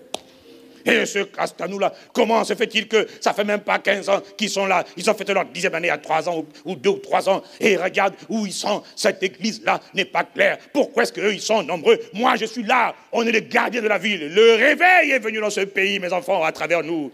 Nous sommes les pères de la nation. Hein? Nous sommes combien? 50? Ok. Majoritairement des enfants, pas de problème. Mais pourquoi eux, ils sont nombreux là-bas? Pourquoi tous vont là-bas? Il n'y a rien de bon là-bas, c'est pas clair. Semble-t-il, ces castanou-là, ce sont des francs charpentiers, francs mécaniciens, francs menuisiers, bon, francs CFA, francs français, francs, je sais pas quoi, tout ce que vous voulez. Francs. Francs quelque chose. Une chose est certaine. Je vous dis, mes amis, mes enfants, n'allez pas là-bas. Ce n'est pas clair. Il y a des pasteurs qui viennent à Brazzaville, au Congo, voir des gens de mon église pour leur dire, n'allez pas chez Castanou, c'est pas bon, c'est de l'occultisme, c'est du franc CFA ou du franc charpentier, ou du franc mécanicien. La dame dit, si c'est là-bas que Dieu m'a envoyé, j'irai, je vais y rester. Là-bas, moi, je suis nourri, parce que chez vous, là-bas, mais non, nous, on n'est pas nombreux, mais nous, on n'a pas besoin de nourrir. Nous, c'est le Seigneur qui nous a appelés dans sa miséricorde. Bien sûr, cause toujours, bien sûr. Mais se pourrait-il que Dieu ait donné la grâce à tout le monde, mais que tout le monde n'ait pas maximisé la grâce de la même manière? Parce que tu vois, il y en a qui ont tellement faim. Il y en a qui sont tellement reconnaissants pour le peu que Dieu leur avait donné. Ils ont capitalisé, maximisé ce peu que Dieu avait donné et Dieu l'a multiplié. Et Dieu l'a multiplié. Et Dieu l'a multiplié. D'autres n'ont pas forcément su rendre grâce à Dieu. Il y en a qui prennent la grâce de Dieu pour acquis. Il y en a qui prennent la grâce de Dieu en vain, tu vois. Dieu regarde d'abord le cœur. Et quand il voit un cœur rempli de gratitude, qui ne s'enfle pas, mais un cœur qui est reconnaissant pour chaque étape où Dieu te fait grâce, tu dis, Seigneur, merci. Je ne prends rien pour acquis, mais mon âme bénit le Seigneur pour tout ce que Dieu fait. Quelqu'un me dit Amen. Et quand Dieu multiplie, Dieu ne multiplie jamais par hasard. Dieu multiplie toujours quand tu obéis à des lois. Voilà pourquoi quand tu comprends ce que je te dis, frère, que tu offres à l'Éternel, que tu décides que ta vie doit devenir une vie de gratitude. Arrête de te plaindre de ton salaire. Arrête de te plaindre que ce n'est pas assez. Arrête de te plaindre. Tu te fais du mal. Et tu transgresses la loi de la gratitude. Rends grâce à Dieu pour tout. Quelqu'un me dit tout. Rends grâce à Dieu pour tout. Ne te compare jamais à quelqu'un. Jamais. Refuse de te comparer aux autres. Il y a des maisons, c'est devenu le Far West. Beau-frère, belle-sœur, toi tu as plus de choses. Entre cousins et cousines, grand frère, petit frère, neveu, nièce, c'est la guéguerre, tout le monde sort son âme. Attention, je veux lui montrer. Oh, lui aussi veut montrer quoi? Je veux lui montrer, car c'est l'enfer. C'est un avant-goût de l'enfer. Dieu n'est pas dedans, c'est de la comparaison. Et elle est due à quoi? À de l'ingratitude. Les gens ont oublié ce qu'ils ont. Ils ont oublié les petits bienfaits de Dieu. Compte les bienfaits de Dieu. Mets-les devant tes yeux. Et adore Dieu pour le peu que tu as. Et tu verras en adorant combien le nombre en est grand. Parce que Dieu va commencer à multiplier. Multiplier.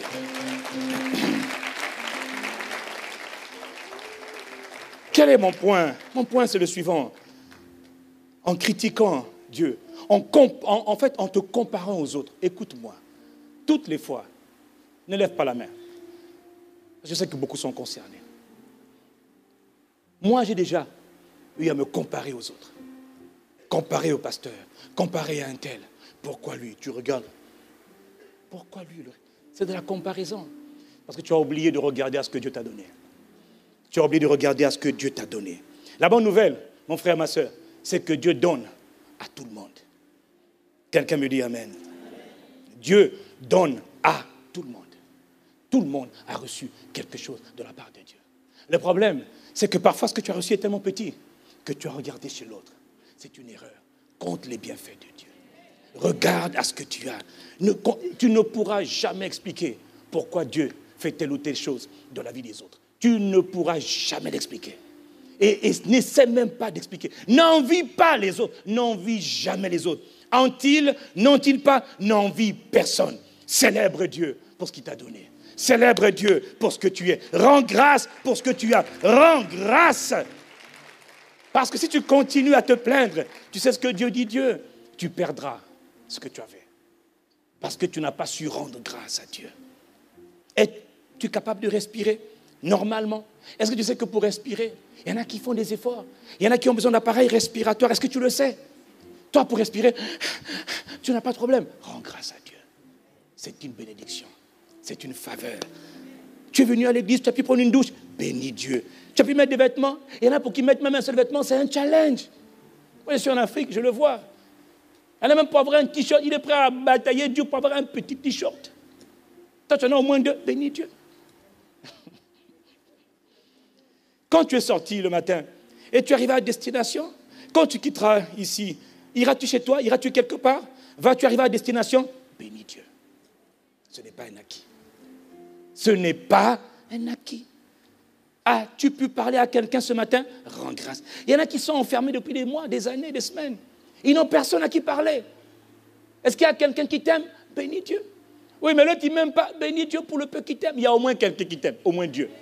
Au moins Dieu. Ça, c'est clair. Lui, au moins, il t'aime. Quelqu'un me dit amen. Alors arrête de regarder, oui, mais qu'est-ce qu'on va penser de moi? Pense. Qu'est-ce que Dieu pense de moi? Dieu, il t'aime. Ça suffit. Si Dieu t'aime, ça suffit. Quelqu'un me dit un bon amen. Quel est mon point? Arrête de compter. Arrête de regarder à ce que tu n'as pas. Arrête de regarder à ce que les gens te font. Regarde à ce que Dieu a fait. Dieu pour toi a donné Christ. Il t'a tellement aimé qu'il a donné, il a sacrifié l'agneau de Dieu. Pour toi, rien que pour toi. Autrement dit, toi seul, tu es suffisant pour la faveur de Dieu. Quelqu'un me dit amen. N'essaie pas d'expliquer la bonté de Dieu. Le pasteur Ivan vous a dit il y a quelque temps ici qu'il y a des gens qui étaient venus il y a un an à peu près, en février 2013 à Brazzaville. Ils étaient venus dans l'église, ils étaient à peu près 11 ou 12. Un groupe de bons sorciers de la place ils sont venus déposer les armes. Leur chef, leur commandant en chef est venu et dit, moi, j'arrête, je me rends. D'ailleurs, je suis malade, je suis en train de mourir. Si je ne me réponds pas. Mais j'étais frappé par... Parfois, s'il n'y avait que moi, elle serait morte depuis longtemps. Mais j'ai même prié pour ça. Quand Dieu nous avait révélé que ces gens-là venaient dans l'église pour détruire, pour enlever des vies, j'avais dit, ils tomberont ici. Et vous savez quoi? Ils sont tombés. Dieu nous avait dit en début d'année 2014, en janvier, ils vont commencer à venir se repentir. Et leur chef est arrivé et a dit, je suis la première, les 10 autres vont venir, s'ils ne viennent pas, ils vont mourir. Parce que Dieu nous a frappés. Elle a expliqué des choses extraordinaires, des choses terribles que je connais par la parole. Mais ça fait quand même bizarre quand tu entends les gens te dire, voilà, on a fait ça, on a essayé ça. Quand on vient de l'église, on rentre chez vous, on n'arrive même pas à rentrer. Une puissance nous neutralise. Elle dit, j'étouffe quand je suis ici, j'étouffe. Je veux me dédoubler pour lancer des flèches sur le pasteur. C'est normal, mantolobros. J'ai découvert ce que je savais déjà. J'ai découvert. Elle explique comment ils ont fait les samedis soirs, les lundis, beaucoup de nuits. Ils venaient chez moi dans la maison. Ils venaient chez mes collaborateurs dans le but de nuire, de tuer, de causer la mort. Vous savez, quand on dit rends grâce à Dieu, des fois tu rends grâce. Tu ne sais même pas ce que Dieu fait la nuit. Quand la Bible dit que l'ange de l'Éternel campe auprès de ceux qui les craignent et les arrache. Vous savez, attendez. C'est des choses qu'on dit, on n'est pas conscient. Frère, c'est une réalité. Quand on dit qu'il ne sommeille ni ne dort, pendant que tu es en train de renfler sous ta couche, tu dors. L'ennemi est en train il met en place toute une série de stratagèmes pour vous détruire. Tu ne le sais même pas. Il te fait échapper de la force. Il te fait échapper. Il te délivre. Tu n'es même pas conscient. Voilà pourquoi le matin que tu es vu, que tu n'es pas vu, le matin quand tu te lèves, dis Seigneur, je te rends grâce. Voici le jour que le Seigneur a fait. Il est pour moi un sujet de joie et d'allégresse. Mon Père, je te dis merci. Merci Seigneur. J'ai vu, j'ai pas vu. Je te dis merci. Et quand tu comprends tu comprends que même le fait de te réveiller, c'est une grâce de Dieu. Parce qu'il y en a que la nuit, il y en a que les méchants ont capturé la nuit. Ils sont morts la nuit. Et cette dame-là qui vient me parler, elle dit, j'ai tué plus de 30 personnes. Je ne crois même pas que Dieu puisse me pardonner. J'ai causé beaucoup d'accidents.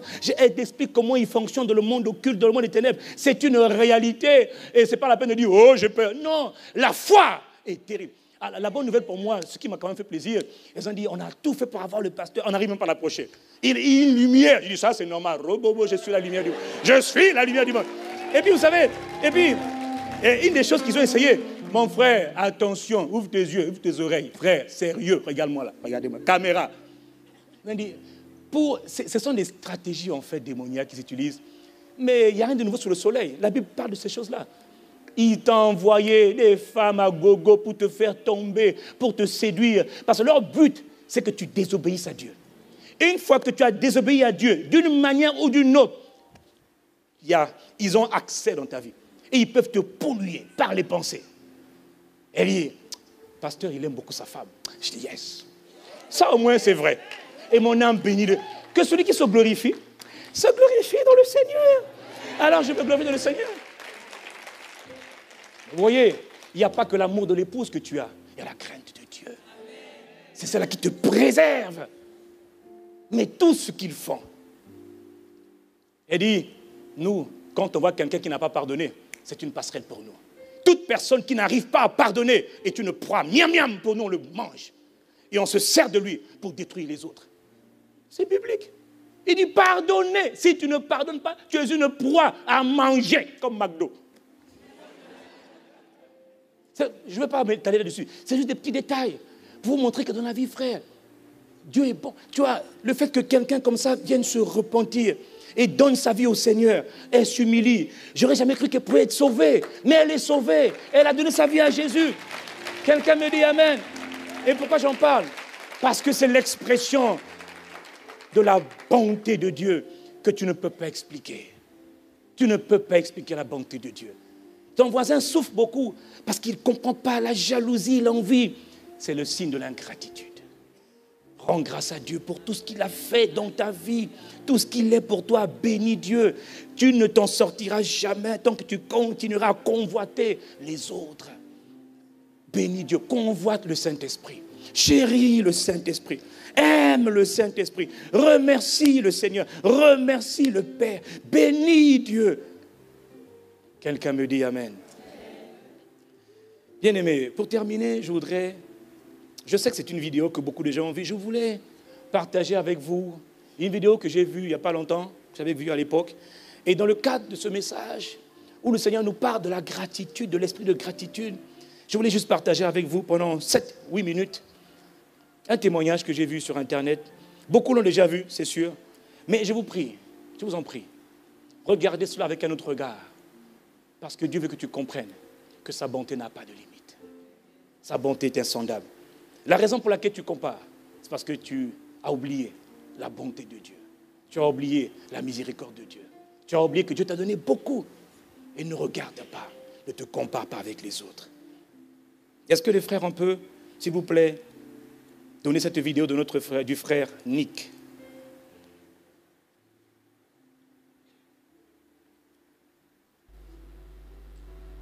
Leur capacité, leur talent, ou simplement leur sourire. Quand j'ai rencontré Nick Vujicic pour la première fois, j'ai su que je venais de rencontrer quelqu'un d'extraordinaire. Dès l'instant où il a commencé à partager avec moi sa merveilleuse histoire, j'ai pu voir comment Dieu utilisait un homme sans bras ni jambes pour être ses mains et ses pieds. Mon père disait qu'il était à côté de ma mère lorsque j'étais en train de naître et il a vu mon épaule sortir. Il a pâli. Il espérait que ma mère n'avait pas vu parce qu'il a remarqué que je n'avais pas de bras droit. Il a dû quitter la pièce. Il ne pouvait croire ce qu'il avait vu. Le docteur est arrivé et mon père lui a dit « Mon fils, il n'a pas de bras droit. » Et le docteur a répondu « Non, il n'a pas de bras du tout, ni de jambes. » Mon père n'en croyait pas ses oreilles. À l'église, tous étaient dans le deuil disant « Pourquoi Dieu a permis que quelqu'un naisse ainsi?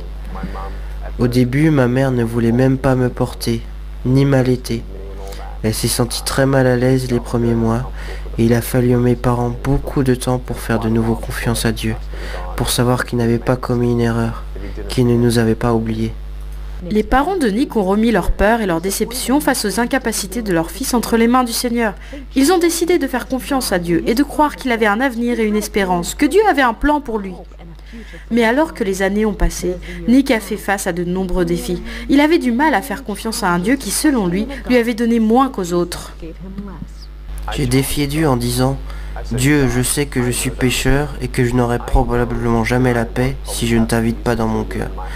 Mais je ne t'y inviterai pas tant que tu n'auras pas répondu à ma question. Pourquoi as-tu pris mes bras et mes jambes? Pourquoi ne m'as-tu pas donné tout ce que les autres ont? Et j'ai dit, Dieu, tant que tu ne m'auras pas répondu, je ne te servirai pas. Alors j'ai voulu tout arrêter. Si Dieu n'abrégeait pas mes souffrances, alors j'allais le faire moi-même. C'est ainsi qu'à l'âge de 8 ans, j'ai tenté de me noyer dans mon bain. J'ai dit à mes parents, je veux juste me relaxer un peu, pouvez-vous me mettre dans le bain? Je me suis retourné à 2 reprises pour voir si j'allais aller jusqu'au bout. N'y suis pas arrivé. La pensée qui m'a empêché de le faire, c'était l'amour que j'avais pour mes parents. Je les aime tellement. Tout ce qu'ils ont fait, c'est de m'aimer. Et j'ai pensé aux conséquences qu'aurait eu ma mort. J'ai imaginé mes funérailles. Je voyais que tout ce que ça apporterait serait un sentiment de culpabilité sur mes parents qui n'auraient rien pu faire de plus. Ce serait la dernière fois que Nick penserait au suicide, mais ce ne serait pas la dernière fois qu'il devrait faire face aux difficultés qui l'ont poussé à avoir l'envie d'en finir avec ses souffrances. Un jour, la mère de Nick lui a fait lire un article sur un homme très sévèrement handicapé, et l'histoire de cet homme a eu un très grand impact sur la vie de Nick. J'avais le choix, être en colère contre Dieu pour toutes les choses que je n'avais pas, ou bien être reconnaissant pour celles que j'avais. Ma mère m'a dit, Nick, Dieu va t'utiliser, je ne sais pas où ni comment, mais il va le faire. Et ces graines ont commencé à germer dans mon cœur. C'est là que j'ai compris que ça ne servait à rien d'être complet de l'extérieur quand on était brisé de l'intérieur. Et j'ai découvert que Dieu pouvait guérir sans changer les circonstances. J'ai donné ma vie à Jésus en lisant Jean 9 quand j'avais 15 ans. C'est l'histoire d'un homme qui arrive dans un village, il était aveugle de naissance. Jésus l'a vu et les gens disaient « Pourquoi cet homme est-il né ainsi ?» Jésus a répondu « C'est afin que les œuvres de Dieu soient manifestées en lui. » Et dans 2 Timothée 3,16, il est écrit que toute écriture est inspirée de Dieu. Et je crois que c'est Dieu qui m'a insufflé la vie et la foi. Cette foi est venue sur moi, cette paix est venue sur moi, et j'ai senti que Dieu avait répondu à ma question. Quelle était la question et quelle était la réponse? La question était pourquoi? Pourquoi m'as-tu créé ainsi? Et la réponse a été, me fais-tu confiance? Voilà la question. Et quand on répond oui à cette question, rien d'autre n'est important. Mais pour vous en particulier, qu'est-ce qui vous a fait dire « Seigneur, je vais faire confiance à ta parole car elle a la vérité. Je vais te faire confiance même si je ne sais pas ce que tu me réserves pour demain. » Parce que je n'ai rien trouvé d'autre. Rien d'autre ne pouvait me donner la paix. Je savais que des jambes et des bras seuls ne pouvaient me donner la paix. Je savais que je connaissais la vérité. Qui j'étais, pourquoi j'étais là, où je vais, où je ne vais pas. Et je n'ai pas trouvé cette vérité ailleurs qu'en Jésus-Christ. Et c'est en Jésus-Christ que Nick a puisé la force pour faire ce que beaucoup pensaient impossible. C'est dur d'être fort quand des gens vous disent constamment « Tu n'es pas assez bien, va-t'en, on ne veut rien avoir à faire avec toi. Nick, tu n'es personne, Nick, tu ne peux pas faire ceci ou cela, Nick, Nick, Nick. » Dans la vie, si tu ne sais pas la vérité, tu ne peux pas être libre.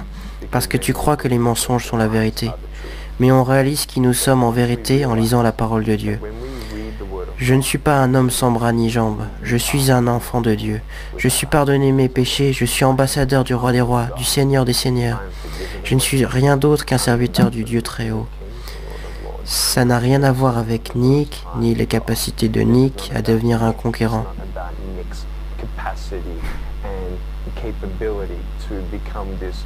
Je ne suis rien. Mais Dieu, en revanche, vit en moi, et maintenant je vis dans sa force. Tout ce que Jésus conquit, je le conquis aussi. Je crois que si Dieu ne vous donne pas un miracle, vous êtes le miracle pour le salut d'autres personnes. Et je remercie Dieu de ne pas avoir répondu à ma prière quand je le suppliais à l'âge de 8 ans de me donner des bras et des jambes. Parce que, devinez quoi? Du fait que je n'ai ni bras ni jambes, Dieu m'utilise partout dans le monde. Et ces 6 ou 7 dernières années, nous avons vu approximativement 200 000 âmes se tourner vers Jésus-Christ pour la première fois. Nick, préférerais-tu avoir des bras et des jambes ici sur Terre? Non, c'est selon la volonté de Dieu. Parce que je préfère ne pas avoir temporairement de bras et de jambes ici sur Terre et pouvoir gagner quelqu'un pour Jésus-Christ et passer l'éternité avec eux. Ces 10 dernières années, Nick a partagé son histoire dans 24 pays et a atteint plus de 3 millions de personnes. Qu'il parle dans un stade bondé de monde ou à une personne en particulier, son cœur derrière le message est le même. Dieu vous aime. Il n'a pas oublié votre souffrance. Il n'a pas oublié votre famille. Et peut-être qu'en regardant cette interview, vous avez comparé votre souffrance à la mienne. Mais l'espoir n'est pas dans le fait de savoir que, selon votre opinion, quelqu'un est plus malheureux que vous. L'espoir n'est pas là, mais l'espoir est dans le nom de Dieu, le nom du Seigneur Jésus-Christ. L'espoir est de comparer votre souffrance à l'amour incommensurable et la grâce infinie de Dieu. Ésaïe 40, 31 dit « Ceux qui s'attendent à l'Éternel renouvelleront leurs forces. Ils s'élèveront avec des ailes comme des aigles. » Je n'avais pas besoin que mes circonstances changent. Je n'avais pas besoin de bras et de jambes. J'ai besoin des ailes du Saint-Esprit et je vole, parce que je sais que Jésus me tient debout. N'abandonnez pas Dieu, car lui ne vous abandonnera jamais.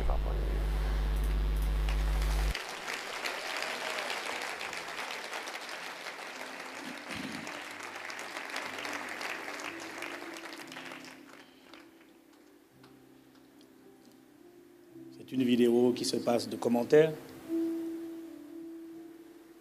Mais, juste pour terminer, quand tu vois la vidéo de ce frère Nick, alors toi qui passes ton temps à te comparer, à comparer ce que Dieu a donné aux autres par rapport à ce que Dieu t'a donné à toi, réfléchis et dis-moi si finalement tout n'est pas relatif. Si finalement il y a des choses qui n'étaient pas futiles, inutiles en termes de comparaison. Reconnais seulement, et le frère l'a dit, la bonté de Dieu. Peux-tu expliquer la bonté de Dieu? Tu ne peux pas expliquer la bonté de Dieu, mais tu peux juste t'arrêter un instant, faire une pause, c'est ce que je vous demande ce matin, juste pour dire Seigneur merci. Je ne comprends pas tout, je ne sais pas tout, mais je vais obéir à la loi de la gratitude, de l'action de grâce, qui dit simplement merci. Je vais simplement te dire merci. Merci pour tout.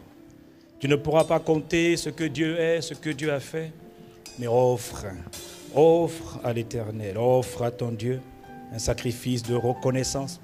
Il dit, offre-moi la reconnaissance. Quel que soit ce que tu as enduré, quel que soit ce que tu endures, rends seulement grâce en tout temps.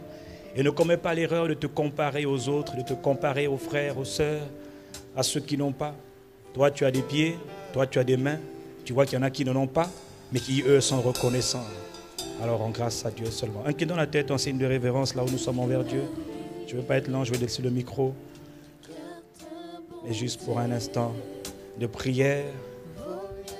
Mon frère, je pense que c'est aussi le temps pour toi d'arrêter un instant et de t'humilier devant Dieu, de reconnaître tes fautes, de reconnaître tes transgressions.